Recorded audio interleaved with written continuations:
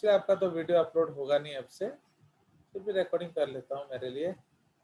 So now ये जो non primate mammals है, इसमें आपका एस्ट्रस साइकिल रिपोर्ट किया जाता है। तो एस्ट्रस का मतलब होता है हीट। तो आपने तो वो देखा ही होगा, बढ़िया सा डांस, गर्मी, हाई गर्मी, ओए गर्मी। तो इस तरह से, या फिर और भी अच्छे अच्छे गाने हैं, तड़पाए तरसाए रे, सारी रात जगाए रे, प्यार तेरा दिल्ली की गर्मी। तो what is this garmi actually? ये गर्मी गर्मी क्या है? ये गर्मी गर्मी। So this garmi is called heat और एस्ट्रस। समझ रहे हो? That is the madness for the male. तो इसीलिए जनरली इन एनिमल्स आपका क्या होता है? एनेस्ट्रस होता है। तो एनिमल्स में they are generally in anestrus phase. मतलब क्या है? The male and female they remain away from each other. समझ में आया? तो इससे मेल फीमेल एक दूसरे से अलग रहते हैं। तो इसीलिए आप बोलोगे नहीं सर, मैंने तो देखा है बहुत बार मेल फीमेल साथ में हैं। तो अगर male and female are together, तो they are actually children. They are the children, they are not the adults. ठीक है?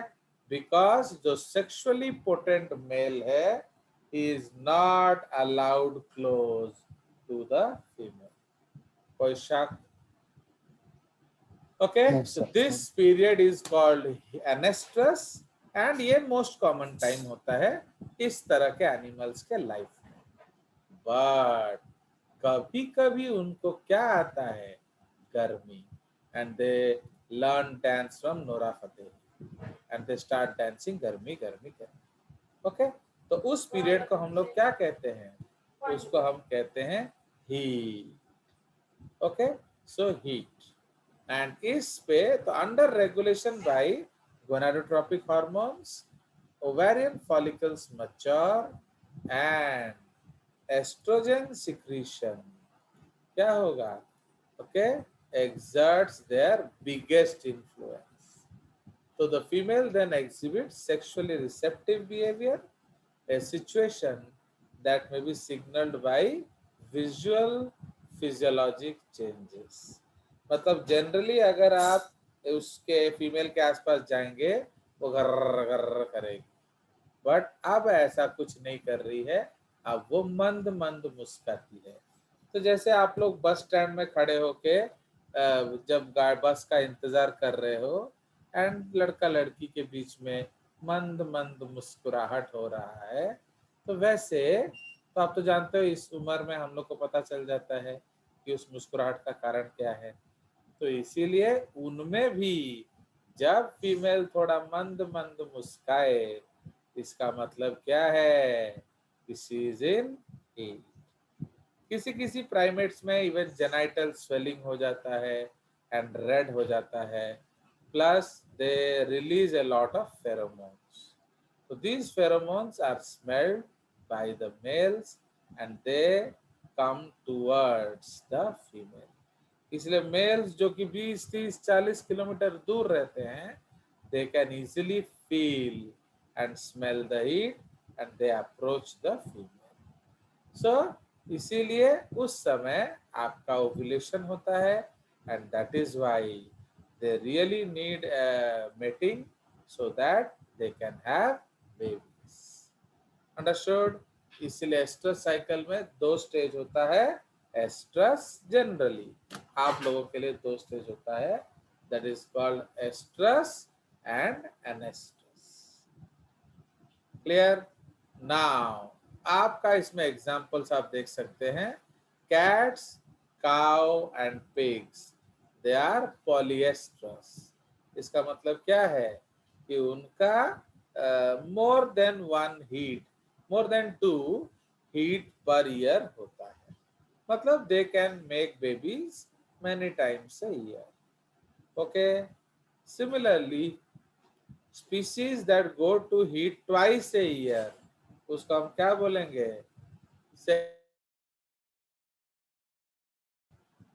Okay, so they are called diestrus and उसका सबसे बढ़िया एग्जांपल है डॉग्स।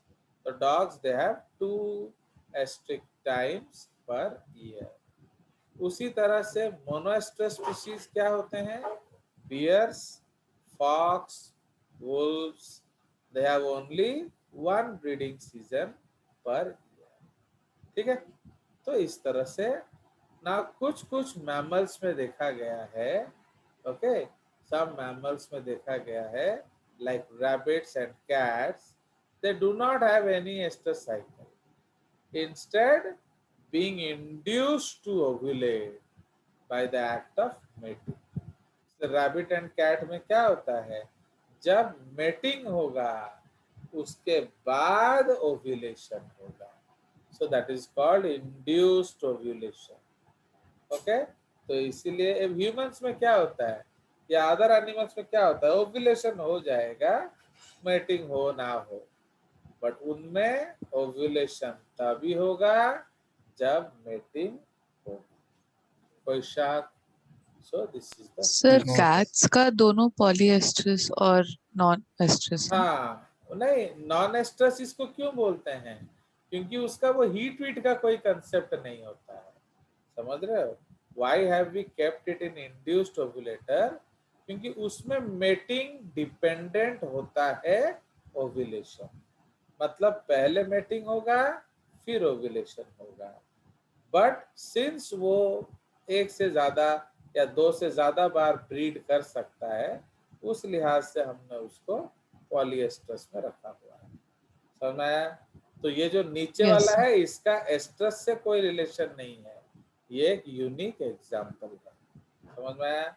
सो इसीलिए इनमें क्या होता है, आपका ओव्यूलेशन इंटरकोर्स के बाद होगा। समझ में आया? अगर इंटरकोर्स नहीं हुआ तो ओव्यूलेशन नहीं होगा। सो इसमें इनमें हीट वीट कंसेप्ट नहीं है, बट इन देम हीट का कंसेप्ट है। बट कैट्स में मोर देन 2 टाइम्स बेबी हो सकता है, इसलिए उसको हम लोग पॉलीएस्ट्रिक कंडीशंस बोलते हैं। चलिए, तो anything you have to ask? I will go to the last topic इस चैप्टर का, that is what? That is क्या बोलेंगे? That is called general reproduction. चलिए, तो पूछिए, कुछ पूछना है तो, अदरवाइज हम लोग जनरल रिप्रोडक्शन पे चलेंगे।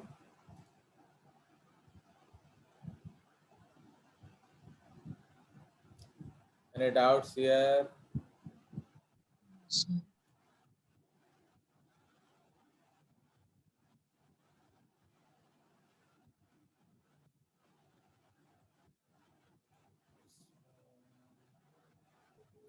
सर बोलिए। सर जब हम मेंस्ट्रुअल साइकिल का ग्राफ बनाए थे वहाँ पर सिर्फ मतलब एफएसएच, एलएच और एस्ट्रोजन, प्रोजेस्टेरोन, ये 4 हार्मोन्स का ही मतलब बनाए थे, और जो मतलब जो रेगुलेट करते हैं मीन्स उनका तो नहीं, वो क्या जरूरी नहीं है? कौन सा? उसका कोई सर जरूरत जो नहीं है, कोई जरूरत नहीं।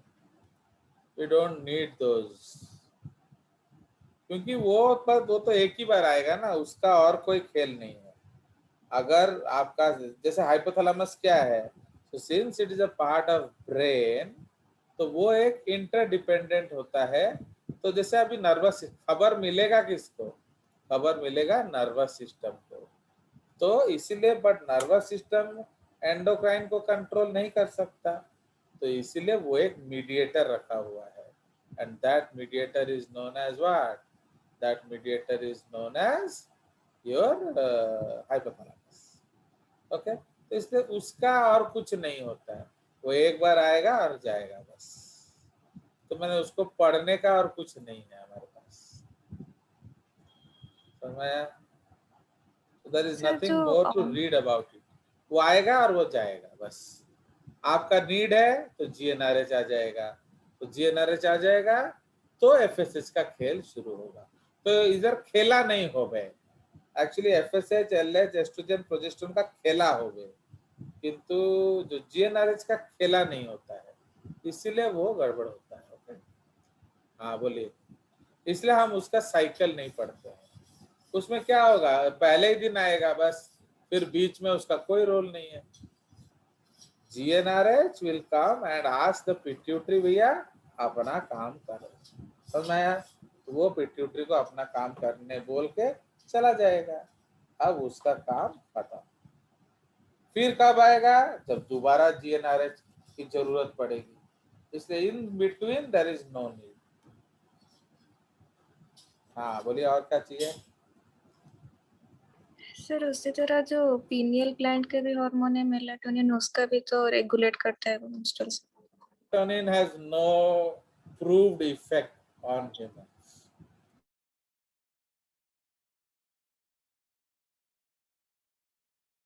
वो सिर्फ क्या है, आपका एक टाइप ऑफ पीरियोडिसिटी देखा गया है मेलाटोनिन का, कि जो कि अभी भी सर्टन नहीं है। वो देखा गया है कि अगर ज्यादा डार्क नाइट्स होता है तो लेट प्रेगनेंसी, लेट कंसेप्शन या साइकिल्स होंगे, क्योंकि उसका एंटी एफएसएच इफेक्ट होता है। एंड अगर दिन बड़ा है तो साइकिल्स छोटे हो जाएंगे, इस तरह से। बट अभी इसका कोई प्रूवन फैक्ट ह्यूमंस में नहीं है। Okay, melatonin basically concerned with your what, basically concerned with your rhythm, not cyclicity of the menstrual cycle. Sir हम biological clock of the body किससे कहेंगे? बायोलॉजिकल क्लॉक को कंट्रोल करेगा आपका मेलाटोनिन। सर जीआरबी में आंसर दिया था सुप्राकाइस्मेटिक nucleus. वो तो सुप्राकाइस्मेटिक न्यूक्लियस क्या है आपको मालूम है? नहीं सर। फिर उसका उस आंसर का लेके क्या हम पकौड़ा डालेंगे? तो actually suprachiasmatic nucleus, again that has to be justified. Who will justify that? तो इसलिए आपको वैसा क्वेश्चन छोड़ देना है, क्योंकि वो सुप्राकाइस्मेटिक न्यूक्लियस मतलब जो आपका मेलाटोनिन है उसके ऊपर भी एक रेगुलेटरी बॉडी है, समझे? न्यूक्लियाई का मतलब मैंने आपको बताया है नर्वस सिस्टम में। What do you understand by nucleus? Nucleus का मतलब है it is that part of the hypothalamus which is rich in grey matter. तो इसलिए हाइपोथैलेमस में 10 से 12 न्यूक्लियाई होते हैं। जैसे हमने सुप्राऑप्टिक न्यूक्लियाई पढ़ा था, हमने पैरावेंट्रिकुलर न्यूक्लियाई पढ़ा था, उसी तरह ये सुप्राकाइस्मेटिक न्यूक्लियाई है। तो उसका एक रेगुलेटरी कंट्रोल है पिनियल ग्लैंड पे, बट अल्टीमेटली खेला कौन करेगा? पिनियल ग्लैंड करेगा। Understand? The job is done by pineal, but वो एक because this is called neuro endocrine control. Fine, खबर किसको पहले मिला? अगर नर्वस सिस्टम को मिलेगा तो वहां से मेलाटोनिन आने का ऑर्डर दिया जाएगा, but brain can not release melatonin, it has to be released by the pineal gland only. Okay, तो लाइक दैट। इसलिए जो सुप्राकाइस्मेटिक है वो आपका मेलाटोनिन रिलीज नहीं कर सकता है, बट वो उसको करवाता है, समझ रहे हो? तो लाइक दैट। जब भाई देखो, हम लोग जब मेडिकल रिजल्ट देते हैं, आपने कभी भी डीएवी स्कूल के रिजल्ट में टीचर्स का फोटो देखा है बच्चों के साथ रिजल्ट में? मिठाई खाता हुआ नो कौन सर। दिखता है? मिठाई खिलाता हुआ कौन दिखता है आपको? Principal sir. Principal sir. तो इसका मतलब क्या है? Why he is taking the credit? Because he is the brain. समझ रहे हो? उनके सिग्नल पे सारा काम हो रहा है, बट करता एक्चुअली कौन है? करता टीचर है। तो समझ रहे हो? तो इसलिए अगर आप पूछोगे भाई कौन इस सब के लिए अल्टीमेटली रिस्पॉन्सिबल है, तो वो उधर उधर नाम चला जाता है। वो मिठाई विठाई खा के फोटो वोटो खिंचवा लेते हैं, पर हम लोग बैकग्राउंड के पीछे ही रह जाते हैं। Okay, and so on. चलिए और बोलिए।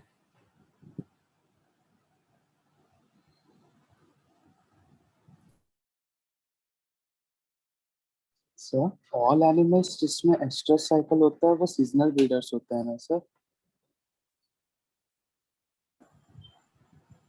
कौन सा ब्रीडर? Seasonal breeders.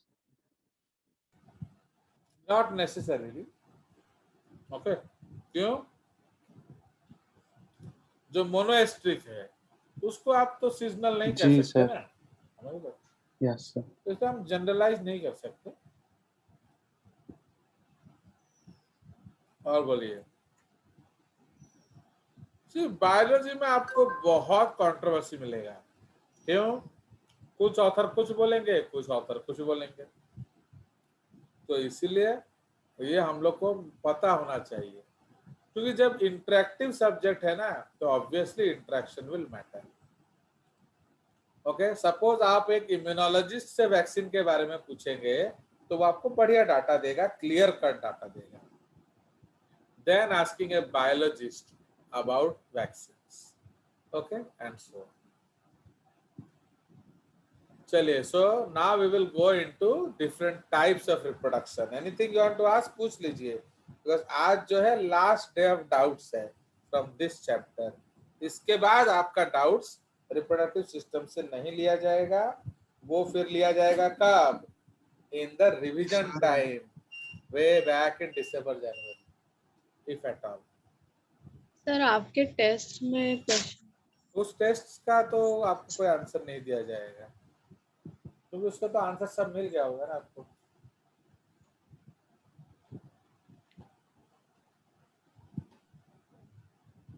उसमें तो सारा कुछ इतना इजी था टेस्ट, उसमें क्या डाउट है?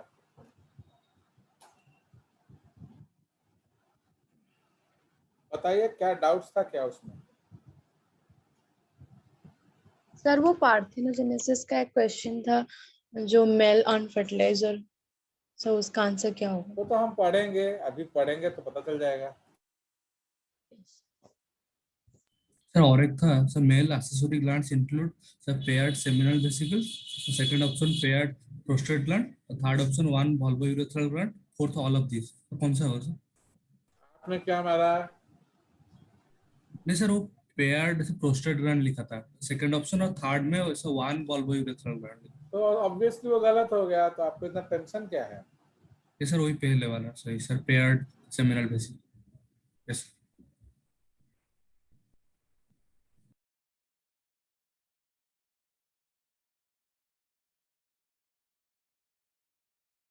वो क्वेश्चन सिंपल सा था, उसमें जेजेस ने खेला कर दिया, समझ में आया?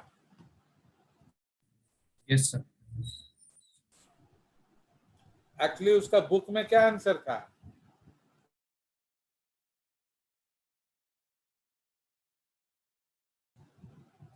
अरे जिस जगह से मैंने वो क्वेश्चन लिया है उसमें उसका क्या आंसर था? ऑल ऑफ दिस ऑल तो ऑफ मैंने दीज। उसका क्या खेला कर दिया? चेंज कर दिए, नंबर पेयर को change वन कर वन को दिए। पेयर।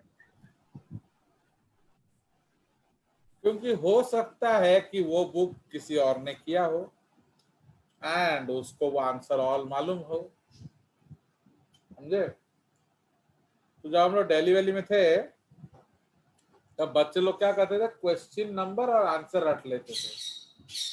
फिर they used to argue, sir book में तो ये आंसर दिया है, आपने कैसे बदल दिया? तो समझ में आया? तो विल यू आर्ग्यू? यस क्यों? क्योंकि सर मैंने आप सही हो। ऑप्शन बदल दिया, साइंस पढ़। समझ में? Because I have change the option. चलिए और बोलिए।